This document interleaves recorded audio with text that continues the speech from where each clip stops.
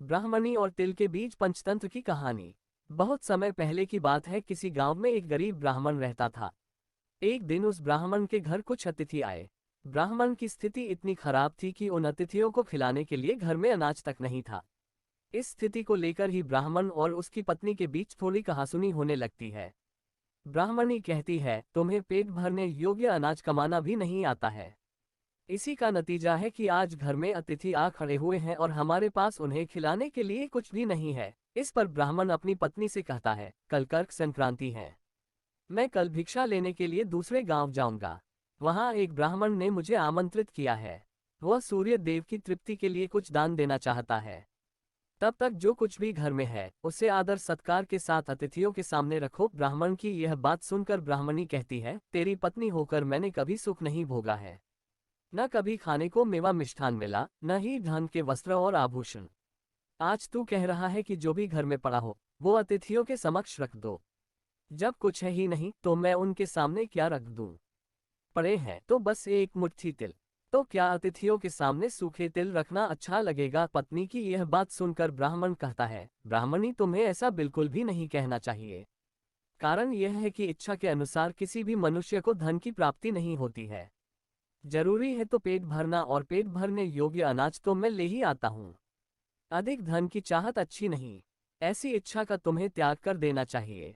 अधिक धन की इच्छा के चक्कर में मनुष्य के माथे पर शिखा बन जाती है। माथे पर शिखा वाली बात सुन ब्राह्मणी बड़े ही आश्चर्य से ब्राह्मण से पूछती है, अधिक धन की इच्छा में माथे पर शिखा हो जाती है? मैं कुछ समझी नहीं। जो भी कहना है खुलकर कहिए। ब्राह्मणी के इस सवाल का जवाब देने के लिए ब्राह्मण अपनी पत्नी को शिकारी और गीदड़ की एक कहानी सुनाता है। ब्राह्मण कथा की शुरुआत करता है। एक दिन एक शिकारी जंगल में शिकार की खोज कर रहा था। जंगल में कुछ दूर आगे बढ़ने के बाद शिकारी को एक काले रंग का पहाड़ जैसा विशाल सुअर दिखाई देता है। सुअर को देखते ही शिकारी अपना धनुष उठा लेता है और कमान खींचते हुए सुअर पर निशाना लगा देता है। कमान से निकला हुआ तीर तीव्र गति से सुअर को घायल कर देता है। घायल होने पर सुअर चिंघाड़ता हुआ शिकारी पर पलटवार कर देता है। सुअर के तीखे दांतों से शिकारी का पेट फट जाता है। इस तरह शिकार और शिकारी दोनों का ही अंत हो जाता है। इसी बीच खाने की तलाश में भागता हुआ एक भूखा गीदड़ वहां से होकर गुजरता है जहां शिकारी और सुअर का शव पड़ा हुआ था। बिना मेहनत इतना सारा भोजन देख गीदड़ मन ही मन बहुत खुश होता है और मन ही मन सोचता है कि आज तो ईश्वर की बड़ी कृपा हुआ, जो इतना अच्छा और अधिक भोजन एक साथ मुझे मिला है। मैं इसे धीरे धीरे और आराम से खाऊंगा ताकि लंबे समय तक मैं इसे उपयोग में लाऊंगा।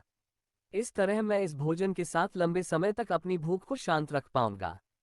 इन सभी बातों पर विचार करते हुए गीदड़ सबसे पहले छोटी छोटी चीजों को खाना शुरू करता है। तभी उसे शिकारी के मृत शरीर के पास धनुष पड़ा दिखता है। गीदड़ के मन में पहले उसे ही खाने का विचार आता है और वह धनुष पर चढ़ी डोर को चबाने लगता है। गीदड़ के चबाने से धनुष पर चढ़ी डोर टूट जाती है और डोर के टूटने से धनुष का एक सिरा वेग के साथ गीदड़ के माथे को भेदता हुआ ऊपर निकल आता है। गीदड़ के माथे को भेदकर धनुष का जो सिरा गीदड़ के सिर पर निकल आता है, वह ऐसा प्रतीत होता है मानो गीदड़ के माथे पर शिखा निकल आई हो। घायल होने के कारण कुछ देर बाद गीदड़ की भी मौत हो जाती है। इतना कहते हुए ब्राह्मण कहता है, ब्राह्मणी, इसलिए मैं कहता हूँ कि जरूरत से अधिक लोभ से माथे पर शिखा आ जाती है। यह कथा सुनने के बाद ब्राह्मणी कहती है, ठीक है, अगर ऐसी ही बात है तो घर में जो मुट्ठी भर तिल पड़े हैं उन्हीं को मैं अतिथियों को खिला देती हूँ। ब्राह्मणी की यह बात सुनकर ब्राह्मण संतुष्ट होता है और भिक्षा मांगने के लिए घर से बाहर निकल जाता है। वहीं ब्राह्मणी भी घर में पड़े तिल को धूप में सुखाने के लिए फैला देती है। तभी कहीं से एक कुत्ता आ जाता है और उन साफ तिलों पर पेशाब कर देता है, जिससे सभी तिल खराब हो जाते हैं। तिल के खराब हो जाने पर ब्राह्मणी काफी परेशान हो जाती है और सोचती है, यही तो तिल थे जिन्हें पकाकर मैं अतिथियों को खिला सकती थी। अब मैं क्या करूं?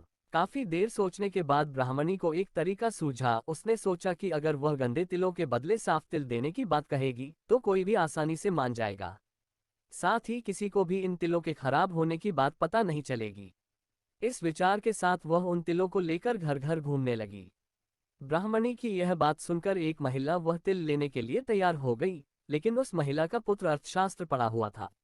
उसने अपनी माँ से कहा कि इन तिलों में जरूर कोई न कोई खोट होगी, वरना कौन साफ सुथरे तिलों को गंदे तिलों के बदले देने के लिए तैयार होगा। पुत्र की यह बात सुनकर महिला ने ब्राह्मणी के तिलों को लेने से मना कर दिया।